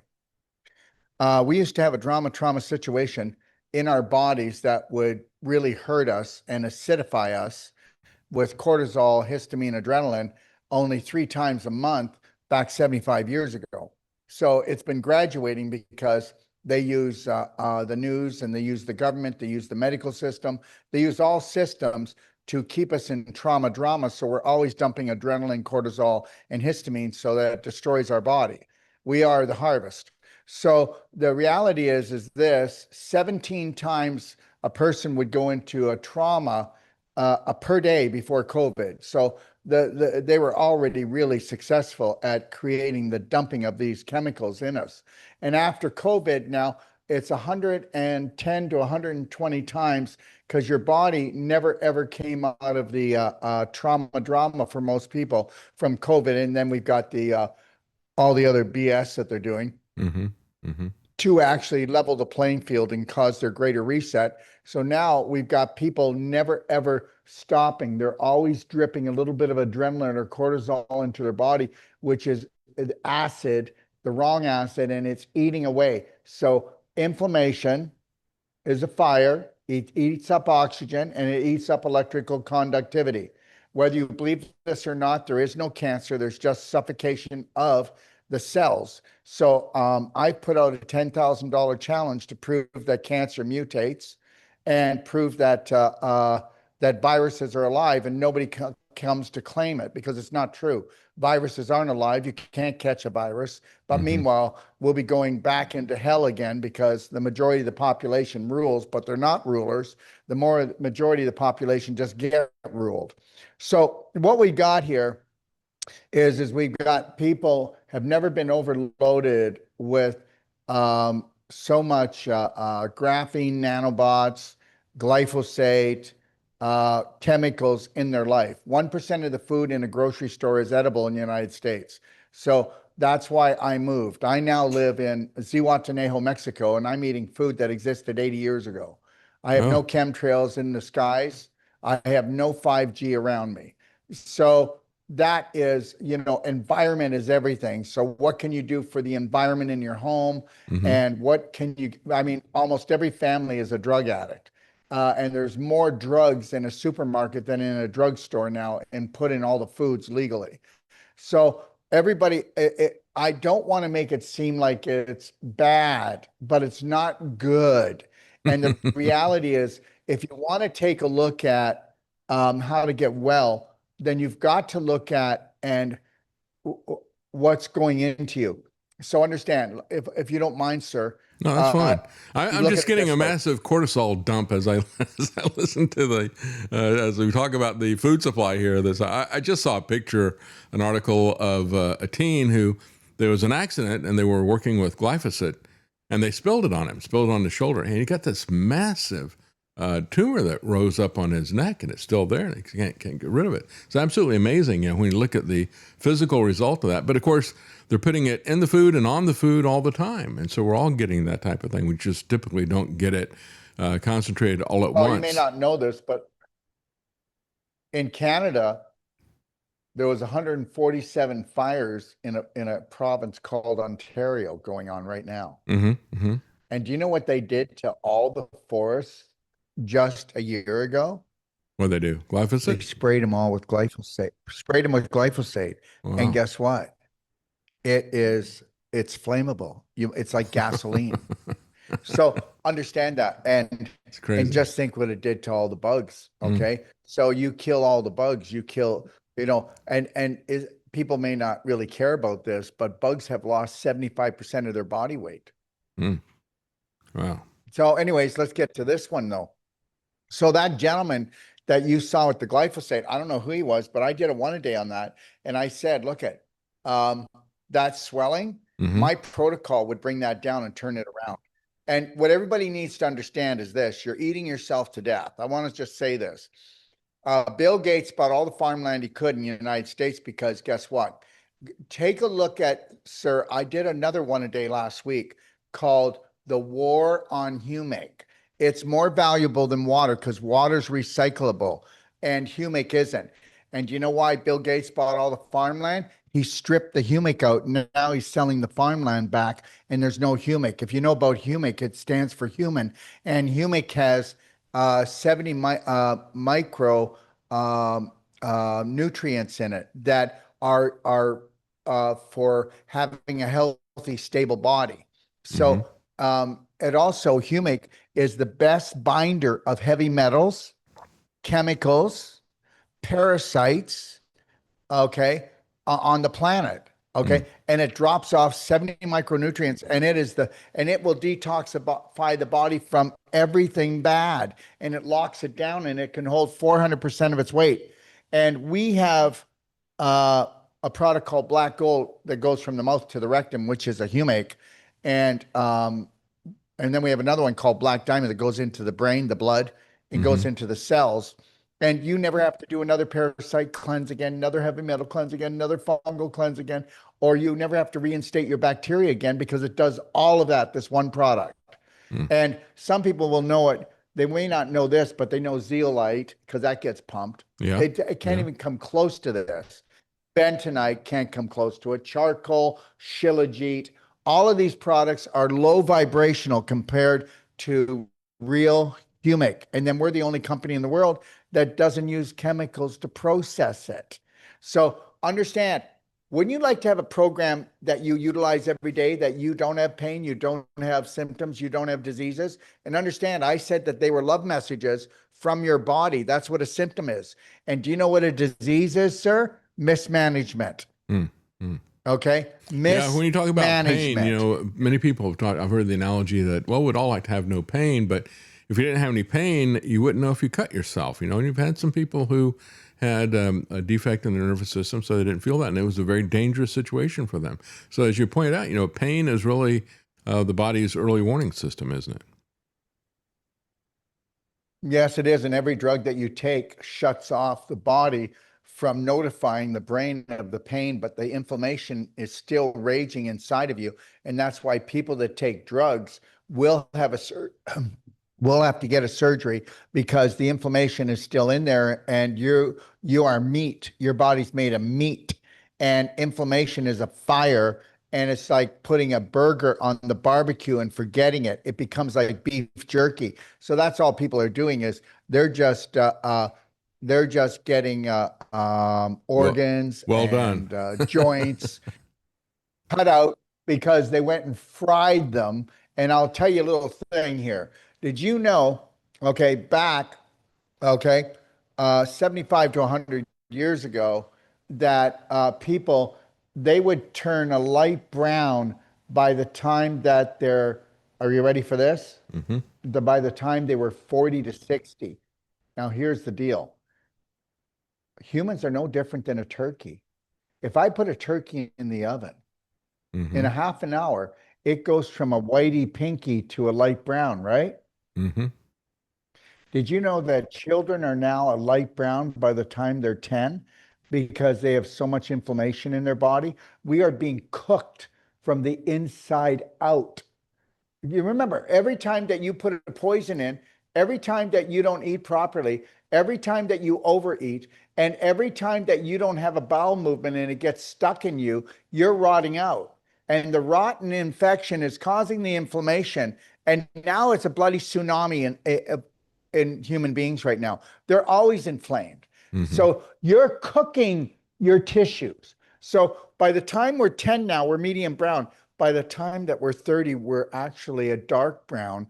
And by the time that we're 70, most people are gone black. They're burnt inside. I'm not making this up. You ask anybody that does autopsies, and they're going to tell you this, that we are being put to fire, and we are being overcooked from the inside out. So let's put it this way. Like I said, The older you get, the more live food you need. The more you cook, the worse you look. The more you fry, the sooner you die. Okay. And the more man touches your food, the more poisoned it is. Because you don't have to pay a human being very much to poison another human being. That's right. Yeah. I remember Jack LaLanne, when I was a kid, he was this health expert, right? And he had one of the earliest TV shows out there. And his whole thing was, I don't eat anything that is made by man. I only eat stuff that God made. So he ate a lot of fruit and bananas and things like that. So is your program then heavily focused then on foods and nutrition as well as detox? It is on nutrition, but not supplements. Supplements, remember something. Okay. As in the Bible says, go to the light. Okay. We are the light. And when you take a look at a food, you got to ask how much light and how high is the frequency that's going to come into my body and what kind of nutrition is there. Remember that there's no disease if you don't have a mineral deficiency. Minerals are first and foremost, and the minerals were stripped out of the soil. That was the humic. Did you get that? Mm-hmm. Okay. Mm-hmm. All right. So the reality is we are electromagnetic light energy beings. That's got nothing to do with fluffy spiritualism. That's what we are. We are pure light when we come into this world. We are pure light when we leave this world. And the reality is when we're here, we need to eat foods that are going to bring in the light and bring in the electrical conductivity. Did you know that every cell has 0.04 volts? No, Did you know every cell has 0.04 volts when you're healthy? Did you know that when the voltage in your cells drops 15%, so does the oxygen? When that happens, that's when pain comes in. And then if it continues and it keeps dropping gradually, you get inflammation, you get swelling, you get stiffness, like in your son's knees. Mm-hmm. Now, if the actual electrical conductivity drops by 25% in those cells, the oxygen drops by 25%, guess what? Now you're making parasites. Because now you're getting decomposing tissue and too much stagnation. Now, if the electrical conductivity drops 35%, now the oxygen does. Don't believe me. The only guy that received the Nobel Prize was Dr. Otto Warburg for the discovery of cancer. And he said that the cause of cancer was a drop of 35% oxygen in the cells. That means 35% electrical conductivity too. And he said the cells are not mutating, they're suffocating. And they cannot live off that low of oxygen. And guess what? Anybody that has that low of oxygen, it's because they've been on fire for so long. We talked about that, inflammation, inflame. And that means that you're filling up with lactic acid and fermented sugar. And we're doing that today because of sugar and carbs and alcohol and all this other stuff. But just your body goes, oh my God, the cells are going, we don't have to die. We don't have to die. Look at all this lactic acid. We can live off of that. So it changes its digestive tract, and now it's eating lactic acid, and a cancer cell will eat it and it'll poop it out so that it makes sure it never, ever goes without sustenance again. And that's what they call cancer. Listen, there's no genetic cancers. There's no genetic diseases. That's already been proven. There was a big research done where taxpayers paid hundreds of millions of dollars called the Genome Project. And when they finished it, they said they thought they were going to get everything was going to be genetic. And they went, uh-oh. Oh, well, okay. We think that there could be 3 rare diseases that could be genetic. Now, you didn't hear about it. No, nobody heard about it. Okay, so let's just know this. Also, cancer does not mutate and generate through other parts of the body. Did you know that when you're born, okay, did you know that the fetus has 10,000 cancer cells floating around its body? Because that's part of the metabolism. And the reality is this, the reason why everything goes out of control is infection to inflammation, oxygen suffocation, and lower electrification within the cells. And guess what? This is scientifically documented if anybody really wanted to know. Mm-hmm.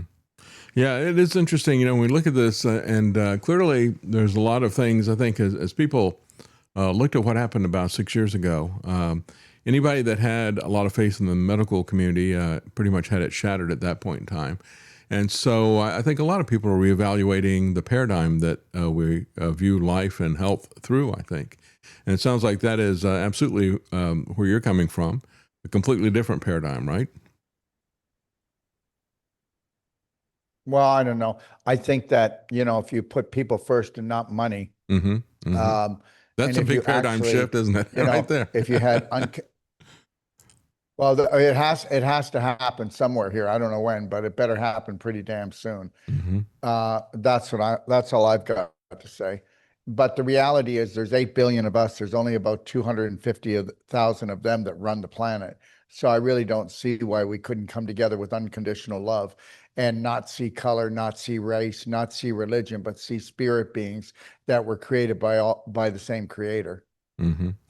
Now, you got a couple of different documentaries. You mentioned one that was free at dodselfcure.com. Is that correct?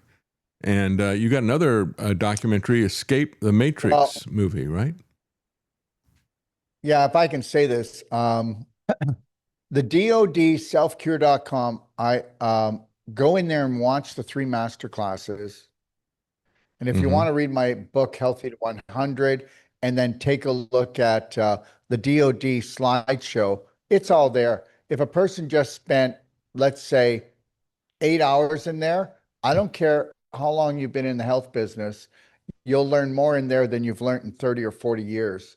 Because understand, everybody, I need you to get this, whether you're a naturopathic doctor or a functional medicine doctor, or a medical doctor, anything that has government approval is going to be attached to a lot of spending money and years in school. And guess what? That's the danger. Anything that's government approved, your life is in danger. And that's it. So you can believe it or not believe it. And the reality is people will wake up someday. And I hope it's not they're too late. Now, so go to dodselfcure.com. It's all free. And I also have what's called braveheartnationapp.com. It's the largest healthcare, self-care app in the world, the biggest, and it's free. And in there's the first act of escapethematrix.com. It's 2.5 years of research, and it's a 3-hour documentary, and we give the first act away. We're just not releasing it right away because it's going around the world right now. It's being asked to come to film festivals first. And then we have another one coming out, and this one will maybe shock you a little. This one's called The Glitch in the Matrix. Have you ever heard of Robert Althaus? No, I haven't. Well, he wrote The Matrix, and it was called The Immortals. And he has we've done a 3.5-hour documentary, and I know people are going to go, no way. And I didn't bring this out because of the conspiracy part or anything. I just need people to know that one of the most favorite movies in the world was stolen from somebody who wrote it. And then they gave you the answers. And if you saw the way he wrote it, it made you think, and he uncovered so much. And then through all of this over these years, let's just put it this way. Government,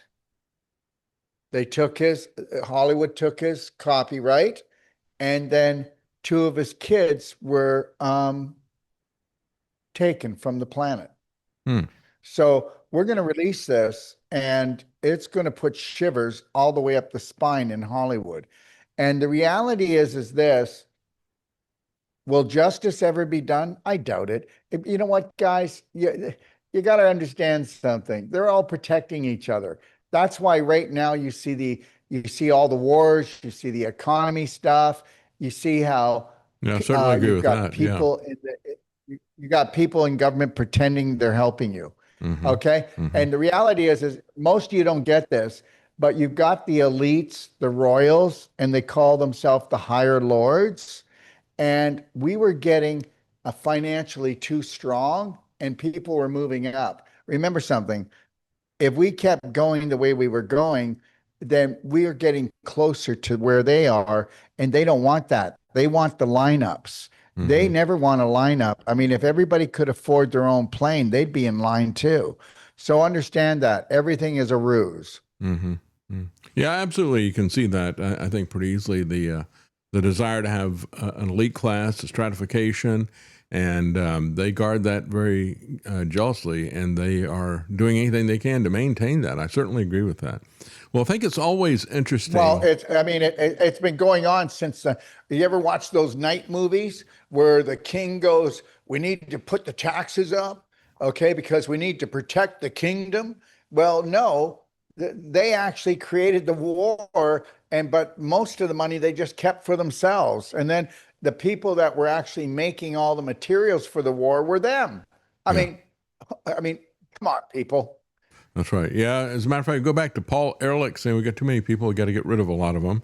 That is kind of, I think, a paranoid self-protection aspect, and things he was talking about. Well, through disease and through wars, we can. Those are the most effective ways to control the population, and they want to control the number of us so they control those of us who remain politically and militarily. They can control us if they don't have too many of us. I think that really is the core of all this, and why we see so much of this stuff happening all the time. I had some specific questions when I looked at this because, as you point out, Sure. we're hearing so much about ivermectin and fenbendazole, menbendazole, and all these antiparasitics. Everybody is talking about that constantly now. And when I saw detox there, and you mentioned it briefly, what is? I know you have you believe that the parasites are coming from the problems that we've created with our own bodies, right? In terms of nutrition. No, but they are. And But I other don't things believe like it. Oh, okay. That's fine. They are. They are. Now, in your program, does your detox address the parasites that are there, or just stop generating them, and then your body will take care of it? Is that your perspective? Well, I address it, but the reality is this. Please don't take this wrong, anyone, but you got to vibrate as low as a parasite to have a parasite. They're a high vibrational species, and it's all about vibration. And let me just make the parasite thing really clear. So I could go and eat, okay? Mm-hmm. And there could be fungus, bad bacteria, or parasites. You do know that the hydrochloric acid in a healthy person, the hydrochloric acid in your stomach will digest bones. Mm-hmm. You do know that, right? So look it up. 1.5 pH. Do you know how acidic that is? So neutral is 7. Mm-hmm. Now, as you drop a 0.6, that's getting acidic. 5 is really acidic. You don't want to drink 5 acidic water. That'll really ruin you. Okay. So now we're going to bring it down, not to 4, not to 3, but in between 1.5 and 3.5 is where people's pH is. Mm-hmm. Now, here's what's happened. If people are on PPIs, okay. PPI, what is that? Proton pump inhibitors, because of heartburn, because of acid problems, they will never heal from anything. If people are on statin drugs, they will never heal from. Those are the 2 drugs that people will never heal from, ever. That's like when a person takes statins because they went to the doctor and they go, "Oh my God, your cholesterol's at 250. Yeah, we got to bring it down." They really push that hard on me, and it's like, no. I've heard enough negative. They really push statins hard for me, and I've heard enough bad stuff about that I avoided that freight train. But yeah, they do push that hard. Mm-hmm. Well, first of all, just go do your homework and go back 120 years. 350 cholesterol was healthy person, and it still is today. Yeah, I don't even know what my cholesterol number is. I don't care. Listen, we're a bunch of dumb bunnies. That's it. We believe everything that these oligarchs say. That's all. We're just dumb bunnies. Mm-hmm. So anyways, back to the parasites. So if your hydrochloric acid is weak, then yes, parasites could get past the stomach. But understand, but everybody talks about the parasites in the water and parasites in the food, and it's not the problem. Okay, first of all, gum disease is bum disease. It's actually hot air coming off rotting waste that comes up to create the gum disease. Okay. Do you know what bad breath is? It's poop. It's hot air, poop particles getting in your mouth. Your teeth are bones, and the bad bacteria, what do you think the plaque is on the teeth? That's the buildup of this waste gas coming up. And it's called lipopolysaccharide, a gas that comes off the bad bacteria. Tell me I'm wrong. Look at everybody. Almost everybody's got a belly, even the kids. They're full of water because they're inflamed. So that's the only people that have got puffy faces, puffy bodies, is where the body has to retain water, or you wouldn't be alive. You're so inflamed. Okay. So the reality is here is everything's about the environment. Let me ask you a question, and then we'll come back to it because this is important. So if you had fruit at home, you got a nice fruit bowl, right? And you got fruit in the fruit bowl. And then you start seeing fruit flies. Why are they there and where'd they come from? I don't know. And now see, there's the problem. I don't know. And this is how they hide it so well. So was the fruit starting to go off in a little trumpet that you couldn't hear? And it called the fruit flies from down the street or from another country? Yeah, I don't know. Or were they there all along? No, the fruit flies were created by the fruit. The frequency, because when the fruit flies start to hover around the fruit, it says, eat it today or don't eat it tomorrow. And then the fruit flies are coming to eat the decomposing fruit. Okay, let me ask you a question. What came first, the swamp or the mosquito? Well, I would say the swamp. That's right. There you go. There's your answer. And depending what type of toxicity and where it is in the body will depend the worm. Okay. Now, ivermectin and fenbendazole, do they work? Yes, they do. Would I do them? No, I wouldn't. Do I tell people to do them? No, I don't. Do I tell them not to do them? No, I won't do that either. You want to take it, take it. But just understand, get ivermectin from India. If you get it from United States, it's got graphene in it. If you get it from Mexico, it's got too many heavy metals. If you get it from India, it's going to be more pure. So let's make some wise decisions. Okay. And then the fenbendazole is a pet parasite product, but it's pretty natural. It's not that it's for pets. I mean, they just don't want us to have it. So I get it. But if you go in and you do fenbendazole and you do ivermectin, you're going to go in and you're going to kill the adult parasites. The adult parasites give off a hormone while they're alive to actually keep the eggs that they drop in the body not to hatch. So as soon as you kill them with that, 10 days later, you've got a whole new set of parasites. And the other thing is this, okay, okay, so if I had a lake and I had water coming in this side and water going out that side, I'm never going to have a fungal problem, mosquito problem, bacterial problem. Not going to have it. But if I cut the water off from coming in and going out, I got a swamp. And and what's happening is that people don't understand this, but 99% of the population has a bad constipation problem. That doesn't mean you don't go. It's what doesn't come out that kills you. Look you can't have bad breath. You can't have smelly armpits. You can't be puffy in the face. You can't have inflammation in your body. Unless you got into an accident, you could have inflammation. But if you didn't get into an accident and you've got chronic inflammation, then you're pooping in your pelvis. I'm going to prove this to you right now. Okay? So you said your son has an autoimmune disease, and I'm telling you there isn't any. There's right now 175 autoimmune diseases, and guess what? The body doesn't attack itself. Do you want to know what the body attacks? I'll give you the answer. Yeah. And then if I were to get your son to go on a proper protocol, all right, it'll be 6 weeks to 3 months and we'll have it completely reversed. Completely. God is great. Our body heals. That's it. Get in alignment. I guarantee he hasn't come off all the sugars or the carbs, might still drink beer. I guarantee you he eats probably He eats meat, probably eats too much of it, doesn't chew it enough. And so now you've got a dead carcass rotting in you. Probably doesn't know about food combining, might not drink the right water and drink enough water. Doesn't know that he should be having 3 meals, means 3 bowel movements a day. Most people don't do that. So just think about it. How many people are grunting and groaning on the toilet, pushing their diaphragm down to try to get something out? How many people have diarrhea? Diarrhea is actually a symptom of chronic impaction. Okay, so when a child doesn't want to eat, nobody realizes the child's not having bowel movements. When a child has a fever, it's because of bowel movements. He doesn't need drugs. He needed to have a little warm water black diamond enema. And the reality is we've walked away from all of this.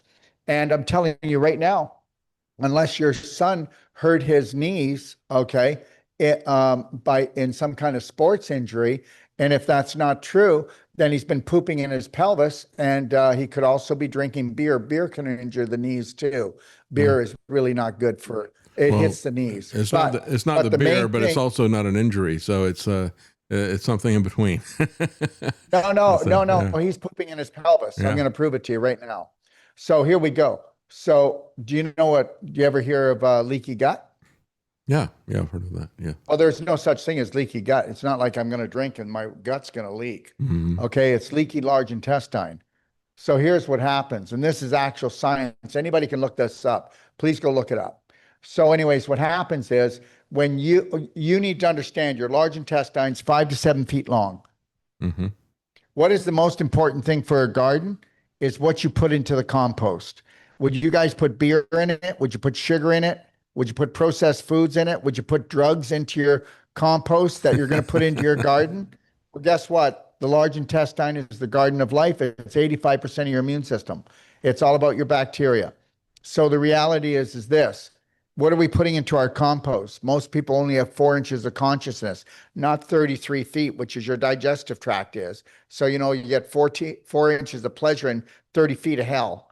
Okay. So by the time it gets down here, you're rotting out. Okay. So think about it, sir. How many people talk about their tummy going up and down like an accordion?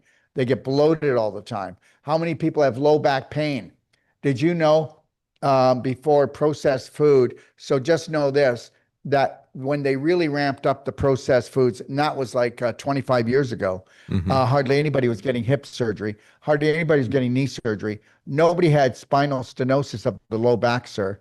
Okay. Hardly anybody was getting ovarian cysts. Hardly anybody was having infertility with their tubes. Hardly anybody was getting prostate inflammation. Hardly anybody was getting bladder infections. Okay. Hardly anybody was getting ovarian cysts.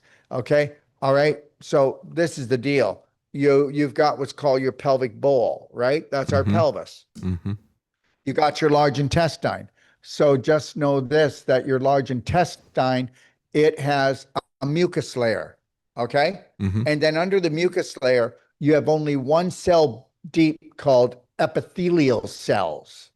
Those epithelial cells are tight together like Velcro. And what they do is with the mucus layer and the epithelial cells, it allows only the nutrients to get through and some water to get through in the large intestine. So, and it stops and blocks the parasites, the bad bacteria, the chemicals, the heavy metals, and the protein particles. So here's what's happening. So how many people do antibiotics, sir? Oh, pretty much everybody, I guess, yeah. One round of a 7-day antibiotic is enough to actually do this. Are you ready? Mm-hmm. Okay, and just know the glyphosate that's in everything, it does it as too. And just know every medication you take does it as well. Just know that alcohol does it as well. And all processed foods do it as well.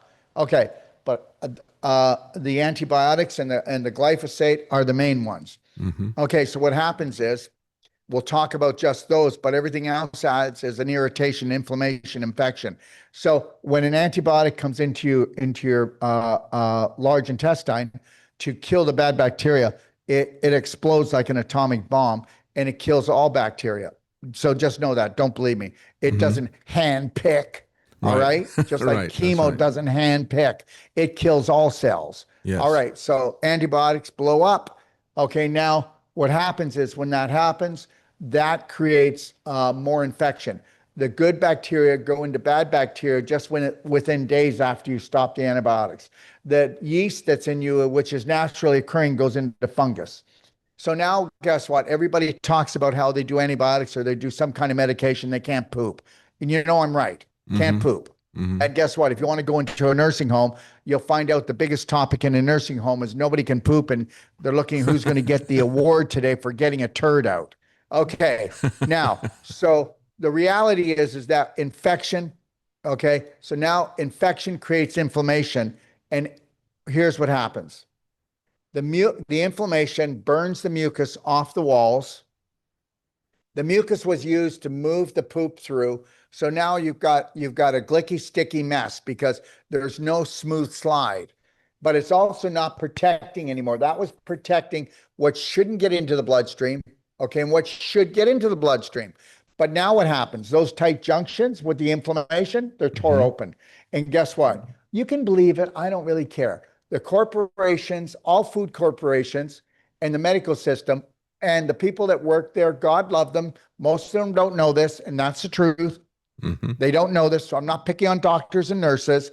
But the reality is the goal for the entity behind the medical system and the corporations is to tear open those tight junctions.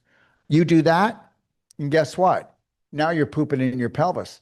And I'll tell you something, okay? You want to hear a story? Real quick. This is true. I'll even give you the name of the person. I just did a consult for the parents. 3-year-old child, okay? This 3-year-old child has leaky gut so bad that they didn't realize it, and they just found out today because of my work that the baby has been leaking waste into its bloodstream, and right at where the cecum is on the right side, and that pooping in the pelvis infection actually caused infection and inflammation. And when you have too much inflammation, it pulled the calcium out of the child's hip. And I've got the x-ray. I could show it to you. And guess what? I just going to put him on a protocol, and they're considering, okay. Now remember, the kid's in pain, and this 3-year-old now cannot walk because the hip is so bad. Think about this. And so anyways, they're considering, well, what are we going to do? Do surgery on him? And I told them 3 to 6 months, the child's hip will be completely healed. And not because of me, but because of a product called calcium ion therapy called Merigen, beyond Dormus Minerals, giving the little big kid daily cleansing tea to start moving the waste out. And they're going to stop giving the child meat, dairy, flour products, and sugar. And they're going to put the child on a high vibrational, whole plant-based keto diet. And I'm telling you, it's got nothing to do with me. Well, let me ask you this, because we've done keto. I'm sorry to interrupt you, but we've done keto, and it was mostly meat. So what kind of a keto diet is this? Well, first of all, I don't know, sir. How many dead animals is it going to take for you to get well? I'm just asking. Yeah. I don't know. But well, I don't know, sir. How many? So the reality is when I'm talking about, first of all, you do know that the body doesn't need protein; it needs amino acids, right? Okay, I didn't know any of that. You do know that it takes a ton of energy to take animal protein and break it down into amino acids.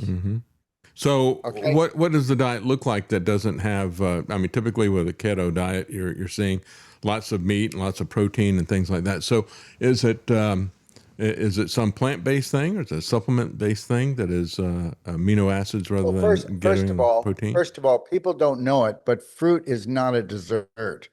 You could eat you could sit down and just eat enough watermelon, and I'm going to guarantee you're going to have more energy than that meat you just ate. I guarantee it. Okay, so I eat a whole plant-based diet. Okay. How do I look? I'll be 70 next week. You look great. Okay. Yeah. All right. How's my energy? Am I fading here? I think you're doing better than I am, and I'm 71. So. Okay. So the reality is this. Well, you can turn it all around too. But the reality is you don't know this, but the subconscious runs your life. and the subconscious gets addicted to poisons, and the subconscious only plays prominent dominant beliefs. And if you don't change your personality, you can't change reality. A lot of people will use willpower and go, oh, I'm going to go on a diet or whatever they go on. They go, oh man, I felt good while I was on it. Then why'd you get off of it? Mm-hmm. Mm-hmm. Okay, so the reality is this: people get everything they need. And I'm not telling you that I will never, ever, ever have any animal products. I'm not against people eating animal products. I'm against people having dead carcasses rot in them. Mm-hmm. Mm-hmm. The reality is when you eat meat, sir, do you chew the meat until it's a liquid in your mouth? No, never done that. You take it down in chunks. Mm-hmm. Do you have another set of dentures in your stomach? Not last time I looked. Okay, all right. Anyways, so now I got to finish this because you're going to love this part. Mm-hmm. So what happens is, believe it or not, your son and everyone else, and I'm talking about 99.9% of the population has leaky gut now. That is the biggest conspiracy that people do not understand. The large intestine has fallen. And when it falls, so does the blood-brain barrier. So now people that have leaky gut, which is 99.9% of the population, are pooping into their pelvis. And what I'm saying is we got trapped protein particles going in there. We've got heavy metals going in there. We've got chemicals going in there. We got microscopic fecal waste going in, parasites going in. And here's the deal. We have a product called lipopolysaccharide going in. Here comes the ticket. So if I was actually pooping, can I ask you a question? Why is it that people get bladder infections and 95% of all bladder infections are E. coli, and E. coli is only found in the large intestine? How did it get in the bladder? Yeah, You pooped no in your pelvis. Mm. And then guess what? Your kidneys are only supposed to purify the fluid. Now they're taking over for the large intestine. So now you've got E. coli in your bladder, and that's why the bladder infection. But that's why you get the scar tissue called endometriosis. That's why you get fibroids. Every tumor, every fibroid, from a pimple to a tumor, is a storage shed because you're not eating right. It's infections. So now we got all these particles going into the bloodstream. Mm-hmm. Wherever the circulation is the worst, that would be a dam, right? Like if you've got scar tissue or crystallization, or the circulation wasn't good around your knee, what's going to happen? The particles are going to, that went in your bloodstream, are now going to get caught up in the knee joint because it's like a bend in a river. Yes? Mm-hmm. Mm-hmm. What do you think happens? The body goes to attack the knee because not the knee goes to attack the particles that are in the joint, that are in the hyaline cartilage, okay, that are maybe even attached to the sac of the synovial fluid, okay? So now it's attacking there, and that's what you call arthritis, inflammation of the joint. Arth means joint, itis means, so joint inflammation, that's all that means. So why do you have inflammation? Well, you had to have infection because the body's going in to attack the area to try to get rid of the particles. But what if you had a screen door, like a screen door in a submarine? That's the way your large intestine is. Well, you're continually infecting yourself, aren't you? Mm-hmm. Okay, let me just turn it around. So I don't care. That's where all low back surgeries are coming from. That's where all the hip surgeries. And when I say all, I'm telling you that 95 to 98% of all low back surgeries, all hip surgeries, all knee surgeries are caused from leaky gut. Now, are you ready for this? This is a scientific research. Parkinson's, ALS, which is Lou Gehrig's, MS, depression, anxiety, bipolar, dementia, Alzheimer's are caused from pooping in your pelvis. Because when those particles attach to the brain, then you get the body attacking the particles, then you tear open the tight junctions of the brain, and now the iron curtain falls, which is the blood-brain barrier. And guess what? Now what happens? Anybody that's pooping in their pelvis, we know they're rotting out, and you create from your bad bacteria a lipopolysaccharide. That gas gets into the bloodstream, and when that gas, now because the brain has been ripped open just like the intestine, that lipopolysaccharide goes in, and guess what it does? It shuts down the dopamine and serotonin receptors, and that's how we end up with these diseases. Mm. Mm. Well, let me ask you this. When you get the endothelial layer is torn, what is it that builds that back? I mean, your body is going to build that back, but what does it need in order to do that? Does it need a break from some of this other stuff, Okay. and it'll do it, or is it something? Can you say it one more time, sir? Yeah, what builds that back is your body's going to build it back. Back, sir? The endothelial layer, maybe I've got the wrong term here, but the thin layer that's in the intestine. Yeah. I can tell you right now. First of all, let's get rid of all of the inflammatory foods. Okay, Mm-hmm. Let's get rid of the chemicals, and let's get rid of. You don't have to. I don't tell anybody what to do. Do whatever you want, but get rid of the drugs. Not one drug has ever healed. Thank you very much. So I don't know why you're doing it. Mm-hmm. Okay. But the reality is, let's get rid of everything that's irritating, because irritation causes inflammation, and inflammation causes the tearing. Mm-hmm. Okay. Remember something. Inflammation is a fire. Okay. Right. All right. Right. So whether you're talking there or whether you're talking the knee, it's the same thing. You've got to get rid of the inflammation. So you better get rid of the infection that caused the inflammation. So once you get rid of the inflammation, the body heals itself. Is that? Yeah, it does. For? We can also supersede it. Anybody that has the whole world should be on black gold, and black diamond, daily cleansing tea, and if nothing else, curcumin cayenne 5000 every day. They would never have these problems. Okay, it's called the domino effect. It all starts from the large intestine.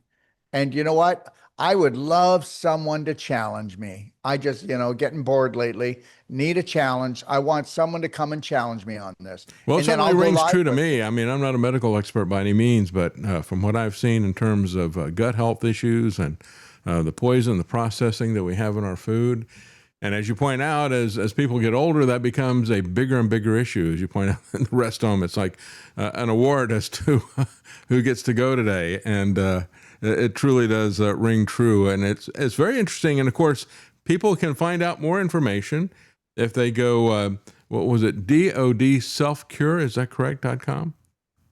DODselfcure.com. And you Right. told me that your son has knee problems. So if he wants to give me a call, I'll give him a free consultation, and I'll show him what he can do right away. I appreciate that. Thank you so much. Because Okay. we have tried so many things with him. I mean, we've tried everything. We've tried stem cells. We've tried Well, stem everything cells that you can only work imagine. on 50% of the people, Mhm. and then over 6 months they leave. How would you like to have your son do what's called an advanced water fast and make $80,000 worth of stem cells? I can prove it, and it's only going to cost him a couple of $100.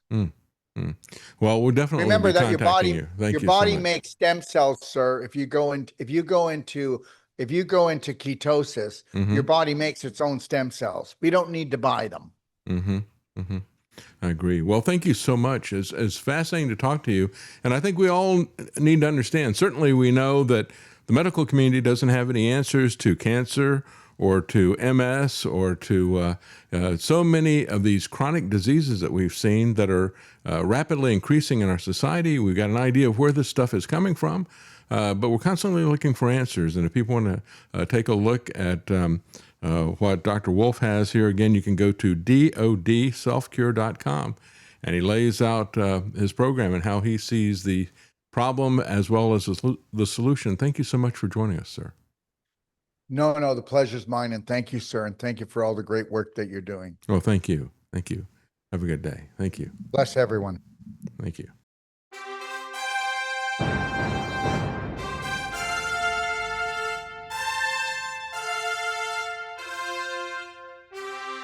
The common man. They created Common Core to dumb down our children. They created Common Pass to track and control us. Their Commons Project to make sure the commoners own nothing. And the communist future. They see the common man as simple, unsophisticated, ordinary. But each of us has worth and dignity, created in the image of God. That is what we have in common. That is what they want to take away. Their most powerful weapons are isolation, deception, intimidation. They desire to know everything about us while they hide everything from us. It's time to turn that around and expose what they want to hide. Please share the information and links you'll find at thedavidknightshow.com. Thank you for listening. Thank you for sharing.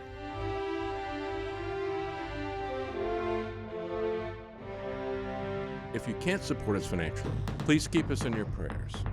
thedavidknightshow.com.